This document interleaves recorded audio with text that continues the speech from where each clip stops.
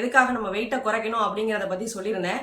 அந்த வெயிட்டை குறைக்கிறதுல வந்து எப்படிலாம் வெயிட்டை குறைக்கணும், அதாவது இன்னைக்கு ஃபுட்டில் வெயிட்டை குறைக்கிறத பற்றி சொல்கிறேன். அடுத்த வீடியோவில் வந்து எக்ஸசைஸில் வெயிட்டு குறைக்கிறத பற்றி சொல்கிறேன். இப்போ வந்து ஃபர்ஸ்ட் ஐடியல் வெயிட்னா என்ன அப்படிங்கிறத தெரிஞ்சுக்குவோம். அதாவது நார்மலாக இப்போ நான் வந்து ஒரு 175 ஹைட் இருக்கேன் நான், அப்படின்னா எனக்கு ஒரு 75 கேஜி அதுதான் என்னோட நார்மல் வெயிட்டு. அதை நான் 75க்கு கீழே நான் கொண்டு வரணும் அப்படின்னு நினச்சேன்னா என்னோட ஹெல்த்து வந்து ப்ராப்ளம் வரும். அதுதான், அதனால எல்லாருமே அவங்களுடைய இப்போ 160 இருக்கிறாங்கன்னா அந்த 100 விட்டுங்க, 60 இதான் அவங்களோட ஐடியல் வெயிட்டு. இதை வச்சு தான் நம்ம வெயிட்டை மெயின்டைன் பண்ணணும். பிஎம்ஐ கால்குலேஷன் அதெல்லாம் வேணும் உங்களுக்கு வேண்டாம். நான் சொல்கிற ஈஸியான மெத்தட் இதுதான். இதைப்படி நம்ம வெயிட்டை வந்து மெயின்டைன் பண்ணணும். இதுதான் ஐடியல் வெயிட்டு. அப்புறம் வந்து வெயிட் ரிடக்ஷனில் வந்து ஃபஸ்ட்டு வந்து ரோலே வந்து ஃபுட்டு, அதாவது நம்ம எப்படி சாப்பிட்றோம், மெயினாக வந்து கலோரி எவ்வளோ எடுக்கிறோம் அதை பொறுத்து தான் நம்மளுடைய வெயிட் ரிடக்ஷனே வரும். ஃபர்ஸ்ட் கலோரி அப்படின்னா என்னன்னு நம்ம தெரிஞ்சுக்கணும். கலோரிங்கிறது எனர்ஜி.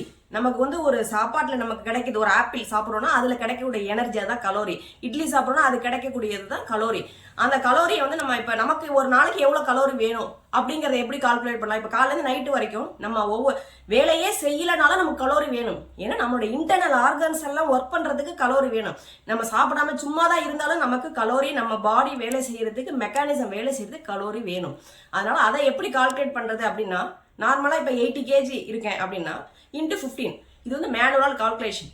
அதுதான் நம்ம ஒரு 1200 வருது அப்படின்னா ஓகே, 1200 கலோரிங்கிறது நார்மலான நம்ம வந்து டே டு டே ஆக்டிவிட்டீஸ்க்கு இந்த கலோரி தேவை. இதவே நம்ம வந்து அதிக கலோரி நம்ம எடுக்கிறோம் அப்படின்னம்னா அதுக்கு தகுந்த மாதிரி எனர்ஜியை வெளியே எடுத்துரும். இப்போ நான் 1200 கலோரிங்கிறது எனக்கு போதும். ஆனால் நான் சாப்பிட்றது வந்து இப்போ 2000 கலோரி ஒரு நாளைக்கு நான் சாப்பிட்றேன் அப்படின்னா அந்த 2000ல் வந்து மீதி 800 நான் செலவு பண்ணணும். செலவு பண்ணலைன்னா அதுதான் நமக்கு உடம்புல வந்து ஃபேட்டாக டெபாசிட் ஆகுது. எல்லாருமே தெரிஞ்சுக்கணும் என்னன்னா, நான் கொஞ்சமாக தான் சாப்பிட்றேன், ஒரு இட்லி சாப்பிட்றேன், மதியானம் சாதம் சாப்பிட்றேன், நைட்டு ஒரு கோதுமை தோசை தான் சாப்பிட்றேன் அப்படிலாம் நீங்கள் கால்குலேட் என்ன கலோரி நம்ம எடுக்கிறோம் அப்படிங்கிறத மெயினு. நம்ம சாப்பிட்ற அளவை பொறுத்து தான் இருக்குது நம்மளுடைய வெயிட் ரிடக்ஷனுங்கிறது.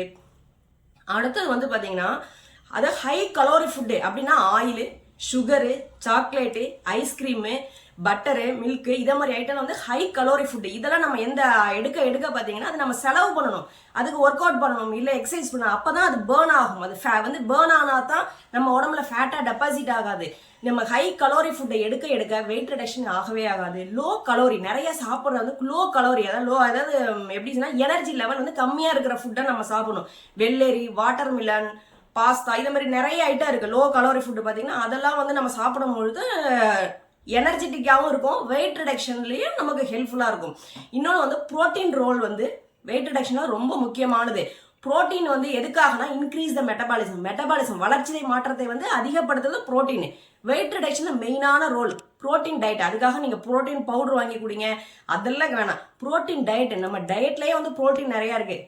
அதிகமாக ப்ரோட்டீன் டயட் என்னன்னா எக்கு, நட்ஸு, சிக்கனு, பருப்பு, நிறைய கடலை, இதை மாதிரி ஐட்டம் வந்து ப்ரோட்டீன் ஃபுட்டு. ப்ரோட்டீன் ஃபுட்டு அதிகமாக எடுக்கும் பொழுது ஆட்டோமேட்டிக்காக வெயிட் ரிடக்ஷன் ஆகும். அந்த ஹார்மோன் அதை இன்டியூஸ் பண்ணும். அதனால உங்களுக்கு வெயிட் ரிடக்ஷன் ஈஸியாக நடக்கும். ப்ரோட்டீன் ரிச் ஃபுட் எடுங்க, லெஸ் கலோரி ஃபுட் எடுங்க, ஹை கலோரி ஃபுட்டை அவாய்ட் பண்ணுங்க. சாப்பாட்டில் அதிகமாக கவனம் செலுத்துங்க. மெயின் ரோல் 50% வந்து நமக்கு சாப்பாடு தான், அடுத்த 50% தான் எக்ஸசைஸு.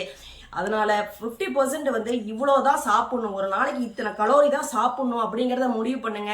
அதிகமாக ஒரு ஸ்வீட்டில் பார்த்தீங்கன்னா, ஒரு லட்டில் பார்த்தீங்கன்னா 300 கலோரி இருக்கும், ஒரு குலோப்ஜானில் பார்த்தீங்கன்னா 250 கலோரி இருக்குது. அதனால ஒரு சின்ன லட்டு தானே, குலோப்ஜான் தானேன்னு நீங்கள் அந்த இதை எடுக்க ஆரம்பிச்சிங்கன்னா உங்களுடைய கலோரி அதிகமாக ஒரு நாளைக்கு நீங்கள் எடுத்துக்கிட்டு இருக்கீங்க. அது எல்லாமே உங்களுக்கு ஃபேட்டாக தான் டெபாசிட் ஆகும், வெயிட்டு குறையாது. அதனால கலோரியை கால்குலேட் பண்ணுங்க. அதாவது ஒவ்வொன்றுத்துக்கும் பண்ணணும் தேவையில்லை, லோ கலோரி ஃபுட்டாகவே பழகுங்க. அப்படி இருந்தால் தான் வெயிட் ரிடக்ஷன் பண்ண முடியும். வெயிட் ரிடக்ஷனை first role exercise, first role diet, ரெண்டாவது ரோல் எக்ஸசைஸ். இப்போ இந்த வீடியோவில் உங்களுக்கு வந்து கலோரியை பற்றி சொல்லியிருக்கேன், லோ கலோரி ஃபுட்டு தான் சாப்பிடணும்னு சொல்லியிருக்கேன்.